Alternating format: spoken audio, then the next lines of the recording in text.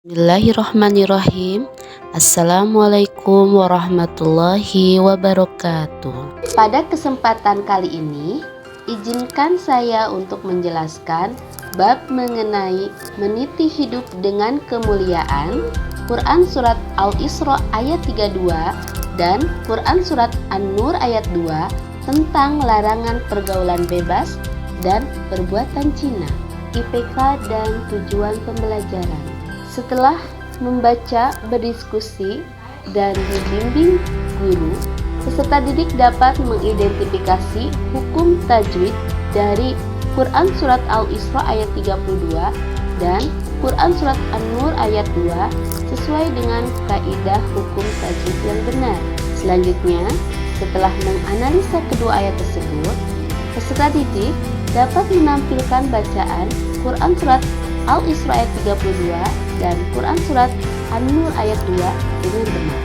Hukum tajwid. Pengertian hukum tajwid. Tajwid adalah membaguskan bacaan huruf-huruf atau kalimat-kalimat Al-Quran satu persatu dengan terang, teratur, perlahan, dan tidak tergesa-gesa. Pembagian hukum nun mati atau tanwin terdiri dari 5. Yang pertama izhar halqi, yang kedua idgham, yang ketiga ikhfa, yang keempat iqlab, yang kelima izhar wajib atau mutlak.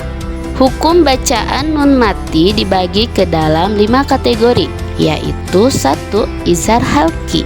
Hukum izhar halqi ini berlaku bila terdapat nun mati atau tanwin bertemu dengan huruf-huruf alif, ain, qin, ha, kha, dan ha, di mana dibacanya dengan wajib terang atau jelas, tidak boleh berdengung.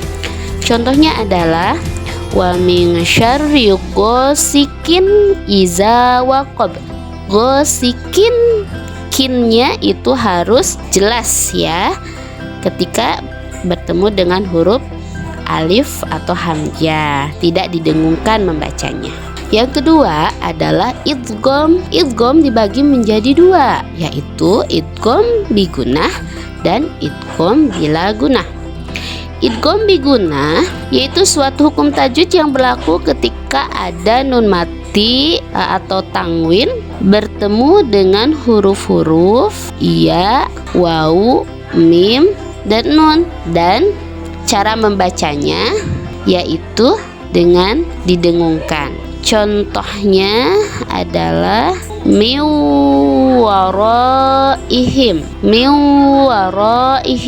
di mana nunnya ini dibacanya tidak jelas tetapi didengungkan antara 1 atau 1,5 alif atau 2 sampai 3 harokat. Yang kedua adalah idgham bila gunah.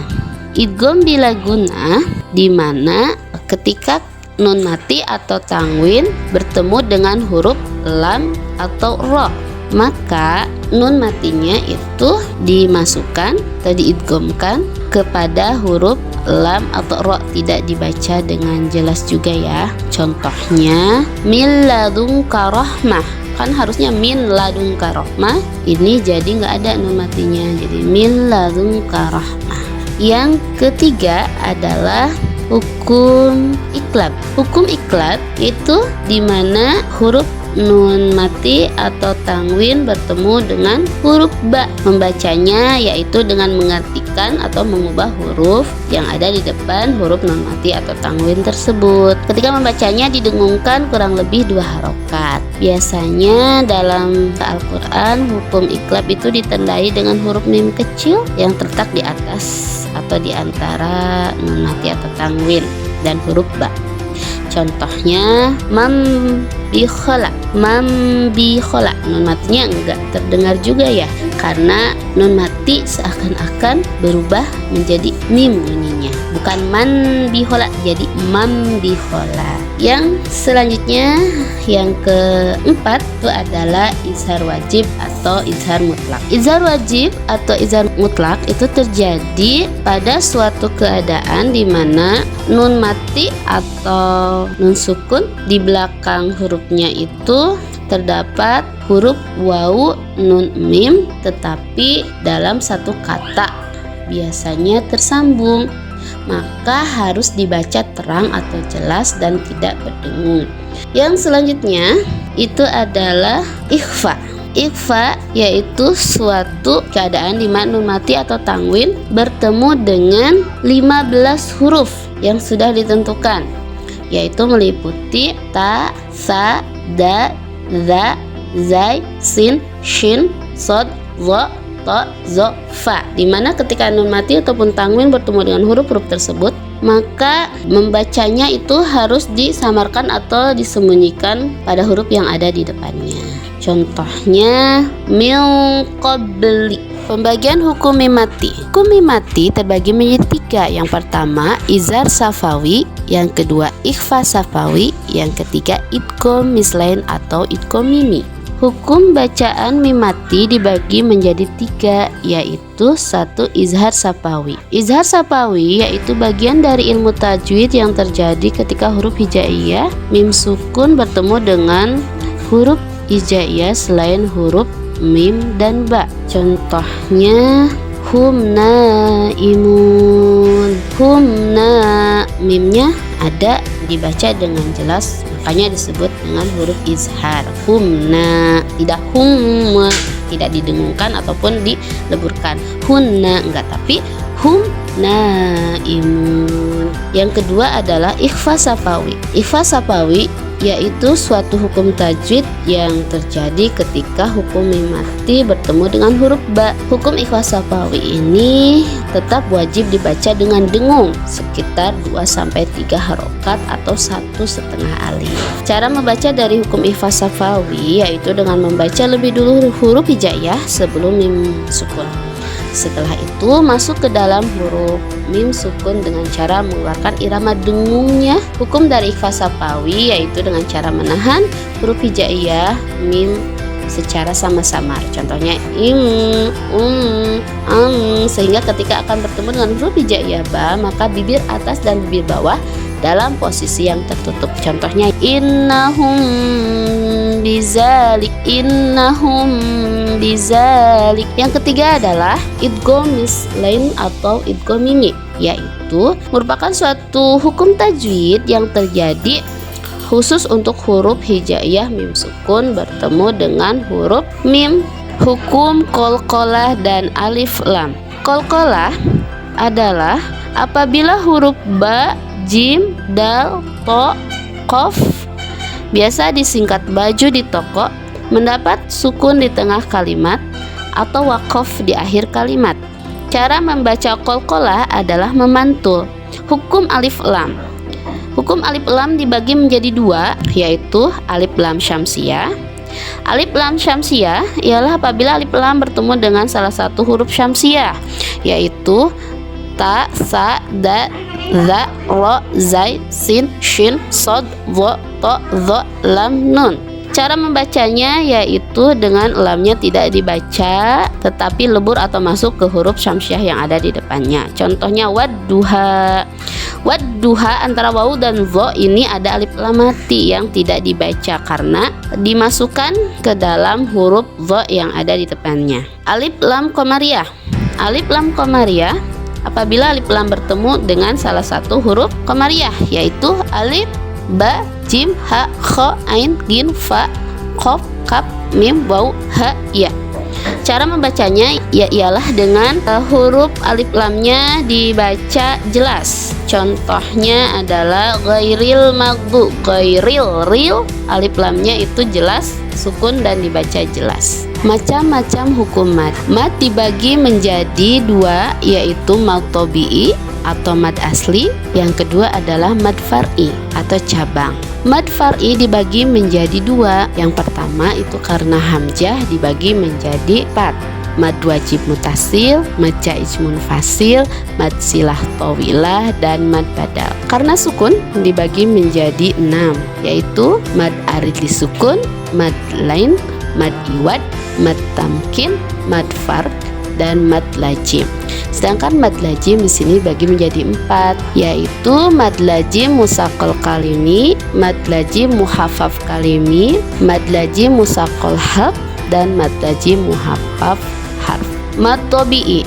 Mad tabi'i adalah memanjangkan bacaan dikarenakan ada huruf asli mad dan tidak ada sebab yang dapat mengubah keasliannya. Cara membaca mad tabi'i yaitu harus dipanjangkan satu alif atau dua harokat. Hurufnya alif, waw, iya yang sukun. Contohnya sa, si, su. Mad far'i. Mad far'i adalah hukum bacaan semua mad yang selain mad tabi'i.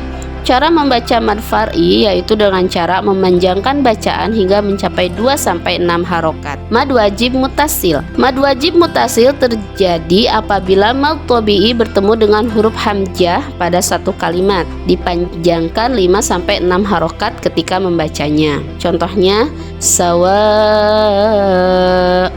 Mad jaiz munfasil yaitu terjadi apabila mad tabi'i atau mad asli bertemu dengan huruf hamzah dalam dua kata yang lain, membacanya 4-5 harokat dipanjangkan. Contohnya wala antum. Mad lain terjadi apabila huruf waw atau iya yang berharokat sukun didahului oleh harokat patah, sedangkan sesudahnya terdapat satu huruf hidup ketika diwakofkan. Hurufnya waw dan iya yang sukun, panjangnya dibaca 2 atau 4 atau 6 harokat, lebih utama 2 harokat. Contohnya al-yauma. Mad arili sukun terjadi apabila berhenti wakof terdapat di akhir ayat sehingga mematikan huruf terakhir sebelum huruf yang dimatikan tersebut terdapat mad asli. Panjangnya 2, 4 atau 6 harokat, tetapi lebih diutamakan dibaca 6 harokat. Contohnya in kuntum mu'minin.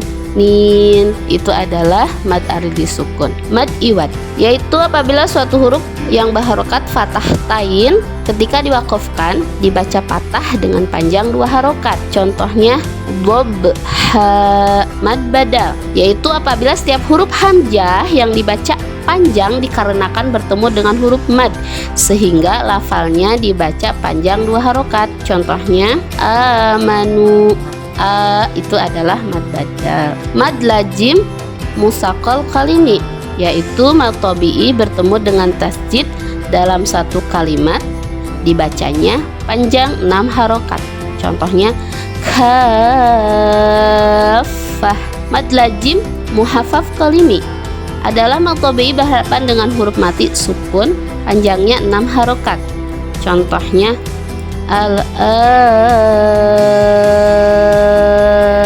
mad lazim harfi musyabah yaitu huruf-huruf hijaiyah yang menjadi permulaan atau awal surat. Contohnya alif, lam, mim.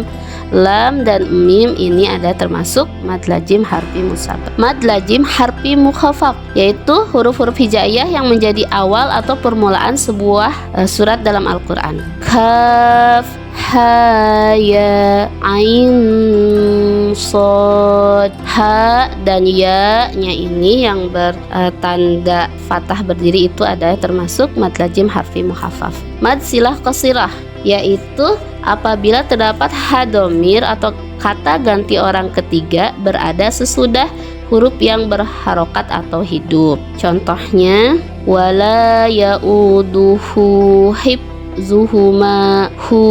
Hib, hu-nya ini domir, hibnya itu kan huruf hidup, dibacanya 2 harokat panjangnya. Mad silah tawilah. Mad silah tawilah yaitu ketika hamzah mad silah qasilah bertemu dengan hamzah atau alif dibacanya panjang 5 harokat. Mad farq terjadi apabila jika bacaan mad hanya untuk membedakan antara pertanyaan atau bukan, karena mad badal bertemu dengan huruf yang bertasjid, panjangnya 3-6 harokat. Contohnya Allah, dimana di sini ada mad badal a dan bertemu dengan lafadz Allah, di lamnya ada tasjid, dipanjangkan 3-6 harokat. Mad tamkin yaitu dimana ya sukun yang didahului oleh huruf ya yang bertasjid dan juga berkasroh. Demikian penjelasan yang bisa saya berikan mengenai hukum tajwid. Terima kasih. Wassalamualaikum warahmatullahi wabarakatuh.